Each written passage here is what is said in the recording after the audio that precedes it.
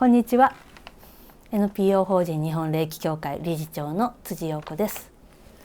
いつも応援ありがとうございます。今日はね、願望達成とか何かうまくいかせたいことがうまくいかない時の波動って何だろう、ちょっとランキングなんかつけてみて話してみようかなって思います。もちろん最後にはうまくいく波動にする方法をお伝えします。聞いてください。一生懸命努力していろんなことをやっているのに、それが報われなかったり成果が出にくかったらなんか嫌だよね。どうせだったらうまくいってほしいじゃない。でそのために波動を整えるといいよっていうお話を他の動画でしてるんですけれども、じゃあ逆にね、うまくいかない状態の波動ってあるのかなっていうね、こっちも知っておくとね、さらに腹落ちしてめっちゃいいと思います。もう最強ですね。はい。なのでぜひ知識として持っといてください。じゃあちょっと今からあなたに質問。一番波動が落ちる。よくね、高い低いなんて言うけど、この説明から一応簡単にしとこう。波動はね、高く保っている方がいいんですよ。気の重心は丹田や下半身に集まってる方がいいんだけども、波動は高くで、この場合の波動は高くっていう意味がよく分かんないよね。まずね、波動っていうのはね、波が動くと書きますが、私たちの体から発しているエネルギー、食べ物や飲み物でねエネルギー取り入れて、食べ物飲み物が肝臓がね発電所なんでね、ここでエネルギーに変わって全身に回るんでね。で体温維持とかね、血液が動いたりとかね、脳みそが働いたりとか、そうするとこうオーラって言いますけど、私たちの体から、生命エネルギーが溢れているわけです。でこれをね、辻さん私オーラなんか見えませんもんみたいな人もいっぱいいるけど、そんな見えないの普通だしね。見えなくても大丈夫ですよ。正確に読み取ってます。あなた雰囲気っていう形でね、雰囲気違いわかるでしょ。あなたのお友達の A ちゃんと B ちゃんは雰囲気が違うでしょ。あなたとも違うよね。これって個性だよね。これってね、目に見えてないけどその人が発してる波動の違いです。で同じ人でもね、今日はすごい楽しそうで元気っていう人、今日元気ないな、風邪ひいてんのかなって区別つくよね。あとは機嫌がいい日と悪い日もお友達のこと区別つくよね。なんでって言ったらね、雰囲気が違うからですよ。なんか今日は重いなとか、今日すごい彼女は軽やかとかね、わかるじゃないですか。なのでね、オーラ見えなくても全然あなたはちゃんとオーラの情報を正確に読み取ってるので問題ない。でこのまま話続けますが、波動を高くっていうのはね、どういうことかっていうとね、波動がこう動きが細やかで激しい、波動が低いっていうのは荒く鈍いっていうふうに捉えてください。でね、細やかで微細な時はどういう感じかっていうとね、超エキサイティングまでいかなくても穏やか、落ち着き、リラックス、そして表情は笑顔で安心感みたいなものを相手からあなたは波動高い人と一緒にいると感じると思う。つまり心地いいんです。心地いい雰囲気の時は波動が高いっていうふうに思ってくださいね。ご機嫌な時。そして不機嫌な時、イライラ、くよくよ、怒り、憎しみ、心配、焦り、不安、恐怖みたいなものの時は波動が低いっていうことね。はい、波動の説明 OK ですね。じゃあ話戻します。今から選んでくださいね。どの波動が一番低いかなっていうね。1番、自信ない。2番、怒ってる。あるいはそこまでいかないでもイライライライライライラ。3番、自己否定感、自己嫌悪。私は私のことが嫌いです。もう本当に私ってどうしようもないわ。ダメだわ。ダメ人間だわ。もうグズグズしてるし怠惰だしみたいな感じね。はい。4番目諦め、どうせうまくいかないや、ダメだろうな。5番目焦り心配、大丈夫かな大丈夫かな。さあ今5つ、全部波動低い状態、そしてあなたが本質からずれてる状態の時のこう醸し出してる雰囲気なんだけど、この中で一番うまくいきにくいのってどれと思います？願望達成、願望成就、夢を叶えるのに選んだ？私的に多くの人を見てきて、ああこれだって思うのは、一番良くない、今5つの中でワーストワンだなって思うのは焦り心配です。どうだった？当たってました？別に当たってなくてもいいんだけどね。あなたはどんな場面で心配します？人によってね、こういう場面ですぐ心配になるっていうのはね、違ってたりするんだよね。自分がどういう場面で心配しやすいかな、焦りやすいかなって見つけとくのもすっごくいいと思いますよ。気づけますからね。あ、今焦ってる、心配してるって気づいたらね、気づいた瞬間からね、波動を整えていけますから。気づかないままの時ってあるじゃない。私もたまにあるけど、例えばイライラしてるのに、イライラしてる自分に気づいてない時ってたまにあってね、人から見たら分かんのよ。表情もイラッと感あって、この辺に眉間にしわ寄ってたりとかね、全体の雰囲気でバレてるわけだけど、自分だけ気づいてないの、無自覚で。陽子さんどうしたんですか、なんかイラッとくることありましたとか言って、別に何もないけど。いやでもイラッとしてますよ。別にイラッとなんかしてないよ。いや絶対してますって、してへん言うてるやろ。もうね、怒ってますやん、最初からね。めっちゃ関西弁になってしまった。いつもできるだけ標準語で喋ろうと頑張ってるんだけど、ともあれ戻すと、こんな感じでね、今自分がどんな状態かってね、しょっちゅう鏡見てるわけじゃないしね、気づけてないこと多いんですよ。よもやまさか暗いなんて、よもやまさかイラッとしてるなんて、よもやまさか心配してる、よもやまさか不安、恐怖、怯えてるなんて。で今日は焦りと心配、この話をしたいっていうのは、一応テーマがね、夢をもっと叶えたい、願望成就したい、あるいはそれを加速したい、望む結果をね早く手に入れるにはっていうようなテーマで喋ってますから、このことからいくと一番良くないのは焦りです、心配です。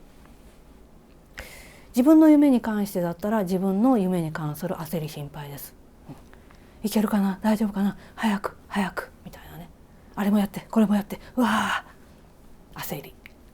あるいはお子さんであるとか、ご主人であるとか、誰かに対して焦り心配を持つ、これもなってる人多いんじゃないかな。これね、なんで良くないかっていうとね、一気にねガッとね気の重心が上に上がるんですよ。波動が高い低いの話じゃないですよ。気の重心が頭の方に上がるんですよ。オーラの形がね、キノコみたいな形になるんですよ。いいのはこうね、下の方に充足していて、上の方がスカスカ、気の重心は下がってる方がいいんですね。バランスもいいでしょ、安定的じゃないですか。だから人があなたの雰囲気を見た時に安心安定心地よさを感じるんですけども、気が上に上がってしまってて、下がスカスカだとね、めっちゃ不安定でグラグラ、これは相手も落ち着かないし、なんかそわそわするし心地悪いんですよ。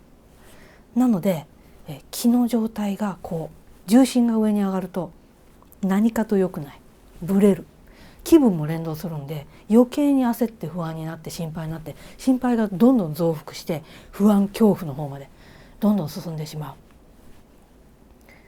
なのでこの心配の状態に気づいたら、もうそれだけで OK、 気づいたもん勝ちです。焦り心配に気づいたら、下へぐっとまず気を重心を下げる。下げるには何をしたらいいのか。霊気学んでる人は、アチュメント受けてる人は霊気で下げてください。特に西洋式のセルフヒーリングもいいんだけれども、日本伝統式霊気法、自己鍛錬法です。でもそんなの知らない、習ってないんです、辻さんっていう人でね、今見てくれてる人がいたら、そういう人でもやれる方法あります。歩く、足踏みする、その場でぴょんぴょん飛び跳ねることができたらぴょんぴょん飛び跳ねる、一定速度でね、ちょっと 1,2 分やってください。それから、座ってるし歩けないし立てないし飛び跳ねれないっていう場合はね、座った状態であなたの下腹、丹田って言いますが、下丹田、ここに手を当てる。お腹痛い人みたいになりますけど、仕草としては。そしてね、このね、手の当たってる下腹に意識を持っていくんです。あー、手が当たってるなーみたいなことを思うだけでもう意識がそこへ行くから。下腹よりもっと下でもいいです。太ももや膝に両手を当ててもいいです。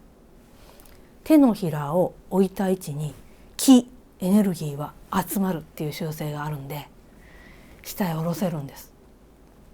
ちょっと時間かかります。手慣れてても10分ぐらいかかると思う。長かったら20分ぐらい必要です。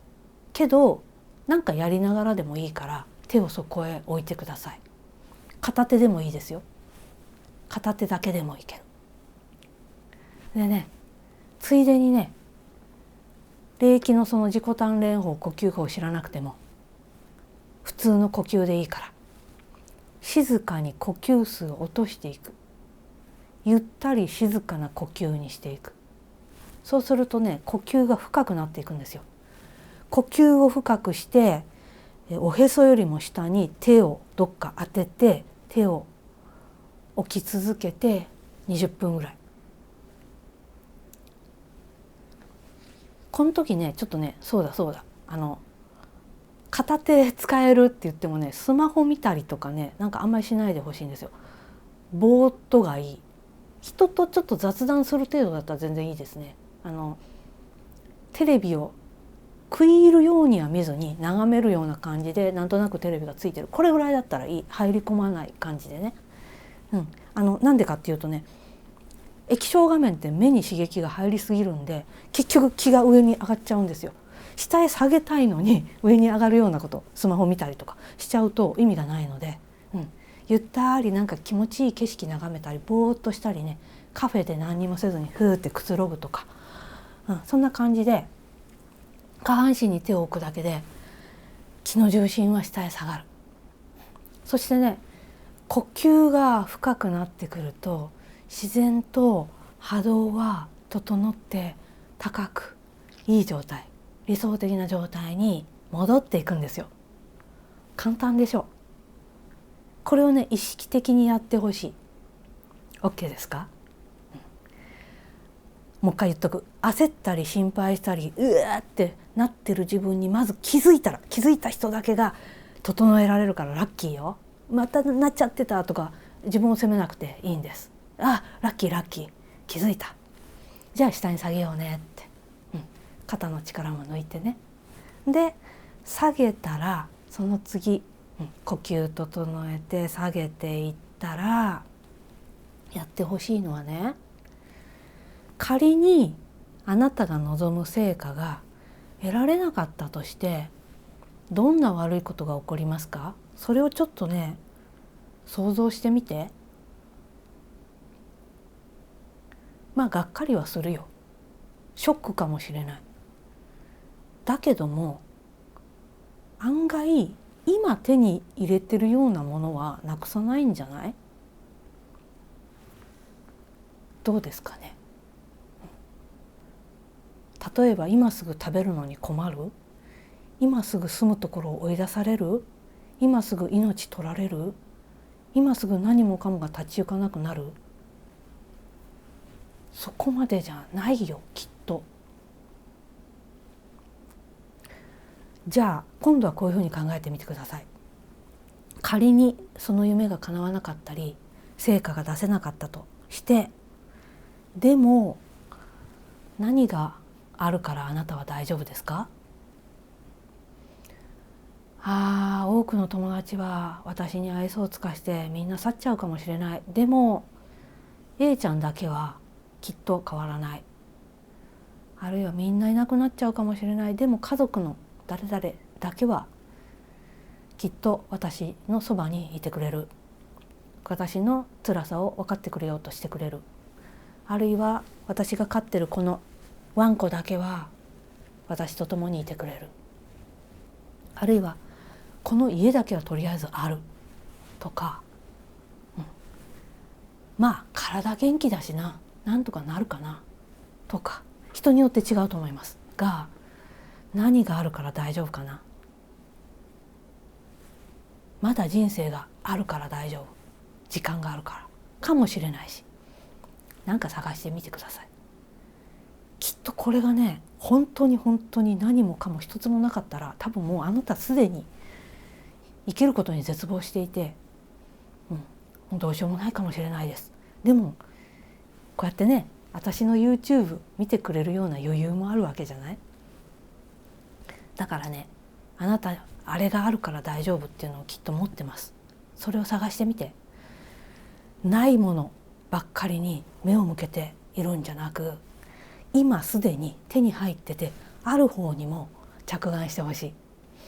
焦って心配するとね、あれもないこれもない、ここも不十分、もっと知恵つけないと、もっと勉強しないと、資格も取らないと、ああしないと、もっと能力を上げないと、こうならないと、立派にならないと、ああでこうでこうでみたいに、ない方にばっかり意識が向いちゃうんですよ。これみんなです。誰もです。私だって焦った時はそうなるんです。一緒ですよ。私だけならないわけじゃないからね。なってる。でもできるだけ早くそれに気づいて戻すっていうことね。で、大丈夫だよってなったら、今から究極的な秘訣言います。これね、そんなことって思うけどね、本当に本当にすごいよ。私17でビジネス起業してからずっとビジネスの世界にいるんだけども、そのせいでね、一般の人よりはたくさんの起業して成功している人に出会ってきて、お友達もいます。そうじゃないフリーターのお友達もいれば、主婦のお友達もいっぱいいるけどね、でね、その人たちね、別にね、あなたとそんなに変わらない。でもあることがすごいその人たちは長けていてね、何かっていうとね、何が何でもうまくいかなくっちゃっていうね、このね執着心、ここに眉間にシワが入る感じ、これをねポンってね手放すことがうまいんですよ。エゴがない、欲がないわけじゃないですよ。欲が強くないわけじゃないんですよ。だって欲があるからさ、そんだけ会社が大きくなってたりさ、チェーン展開してたりするわけだからさ、これ欲じゃない。他の人よりむしろ欲張りかもしれないよね。だけどもそうじゃなくてね、執着してないっていうのはね、なんかまるでね、3歳児がね、大きくなったらオリンピックに出るとかね、大きくなったらウルトラマンになるって言ってるような、ああいう雰囲気で夢について捉えてる。ここに力入ってないんですよ。3歳児が夢語ってる時ってここに力入ってないです。で、うわ大胆なこと言うねみたいなこと平気で言うじゃない。総理大臣になるとかすぐ言うじゃない。でもその時ね、ここの力抜けてるよね。すごく軽やかに言ってるじゃない。わかります？執着がない感じ。ここに何が何でもっていうクッてね、力が入ってる。これが執着してる状態。執着しながら夢を追ってない。もちろんクッて入ってる時もその人たちもあるんだけども、できるだけ早く気づいて、で元の状態に戻し、気の重心を下へ下ろし、どっちでもいいけど、そうなったらいいな、叶ったらいいなっていう感じ。なんかこうすごくがむしゃらに追いかけて追いかけて追いかけてグーっていう感じじゃないってこと。わかります？このニュアンスの違い。繰り返しておきます。欲がないわけじゃないんですよ。欲が強いに決まってるじゃない。私も含めね。他の人よりむしろ欲が強いかもしれないよ。例えばそれはスポーツ選手とかでもそうだよね。草野球を楽しんでる人と、絶対オリンピックで優勝してやるんだっていう人と、欲のレベルだけで言ったらこっちの人の方が強いですよ。別に人に迷惑かける欲じゃないから全然いいんだけれども、強いです。願望や野望みたいなものがね、だけど別にいいんですよ。そして強いけれども気の重心を下へ下ろしながら、仮にうまくいってもダメでもいいわ、でも私もしそうなれたらいいなっていうモードを作るのがうまいんですよ。だからそうなると気の重心が下へ降りる、気の重心が下半身の方へ降りてる状態の時ほど潜在能力を発揮しやすいんですね。その人が本番で強くなるっていうことなので、結果的にうまくいきやすいっていうことなんですよ。逆に気が上に上がってる状態っていうのはね、過度の緊張があるんですよね。ここに力が入ってる時ね、肩にも力が入ってる時ね、過度の緊張のまま何かをやろうとすると本来のあなたの実力が発揮しにくいんですよ。半分ぐらいしか発揮できなかったり、場合によっちゃ失敗しちゃったりするのね。その確率が高まってしまう。それだけなんですよ。うまくいってる人といまいち成果が出てない人の差ってね、あんまり人格的にも差もないし、能力的にもそんなに差がないし、でもここのコツをね、早く得得したかしてないか、人生のどの地点で気づいたか習得したか、それぐらいだと思います。なのでね、もし今日のこの話知らなかった人は、うわ知れてラッキーって思ってください。だって今日が一番若いもん、だから明日からできるだけ心地よくご機嫌な自分を保つ、波動を高くきれいにクリアに、成長線をまっすぐしていい状態で心の中をお掃除しておく、シンプルに。そしてうまくいってもいかなくってもどっちでもいいや、でも叶ったらいいな、こういうモードです。こういうモードね、3歳児のような無邪気な力入ってない軽やかなモードで夢を思い描いてください。で特にね、叶った時をね、ムービーで連想する、もう妄想に入ってもいいです。こんなになっちゃってあんなになっちゃって、うわーどうしようみたいな感じでね、誰にも迷惑かからないからどんどんやっていいんです。一人でウヒヒって感じね。これをやりながら、よしじゃあ目の前で一歩ずつ何から片付けていくかな、まずこれやろう、そしてこれやろう、この作業は意外と地味かもしれないね、でもそれをちゃんと着実に適切にやっていくっていうこと、その先に、ストレートにきれいにスムーズに、あなたの願望が成就される、そっちへどんどん近づいていくっていうことです。長くなりましたけどいかがでしたでしょう。聞いてくださってありがとうございます。またです。今日の内容いかがでしたか。よかったらね、いいねを押していただいたりとか、チャンネル登録していただけるととっても嬉しい。それからね、霊気はやっぱりね、体感しないと、上達しないですし面白くないです。なのですでに霊気を学んでらっしゃる方はうちの練習会来てください。どこのスクールの方ももうごっちゃ混ぜで一緒にワイワイやってますから大丈夫です。大歓迎です。それからね、霊気に興味がある人はね、騙されたと思ってアチューメント講座初級来てみてください。全国各地でやってます。最後にそれも迷うなっていう人はね、LINE アット登録してください。 LINE 登録よろしくお願いします。タイトルのところをねタップするといろんな詳細、今お伝えしたようなこと詳細出てきます。ぜひ見てください。よろしくお願いします。またです。